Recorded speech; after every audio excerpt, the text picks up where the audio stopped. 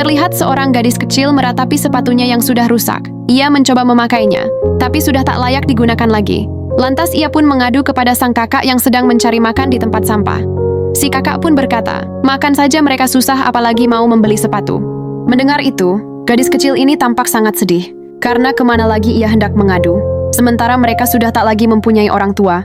Namun sebelum lanjut, jangan lupa follow ya guys. Mimin doakan semoga orang yang sudah follow sehat selalu dan dilancarkan rezekinya.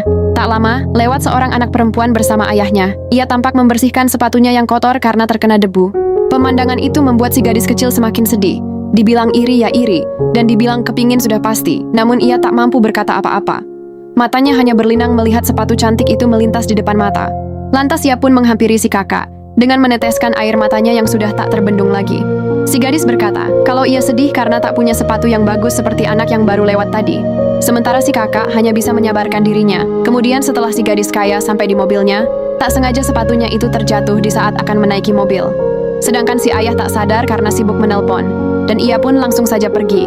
Si gadis miskin yang melihat ini, langsung berlari mengambil sepatu itu. Ia berteriak agar mobil itu berhenti, tapi tak juga berhenti. Sehingga si gadis miskin pun mencoba mengejarnya. Namun gadis kaya yang tahu kalau sepatunya tertinggal, bukannya meminta sang ayah menghentikan mobil, ia malah melemparkan sepatunya yang satu lagi kepada si gadis miskin. Lalu ia pun melambaikan tangannya. Bisa dibilang ia memberikan sepatunya itu. Si gadis miskin dengan girangnya berlari menghampiri si kakak sambil membawa sepatu tadi. Ia berkata kalau ia diberi sepatu oleh gadis kaya yang tadi lewat. Si kakak pun menyuruhnya untuk mencoba sepatu itu. Sepertinya mereka orang baik, jangan lupa bersyukur, ujar si kakak. Beberapa menit kemudian, sampailah si gadis kaya bersama ayahnya di tempat tujuan. Di saat mereka keluar dari mobil, sang ayah terkejut melihat anaknya yang tak memakai alas kaki. Ia pun bertanya kemana sepatunya dipakai tadi.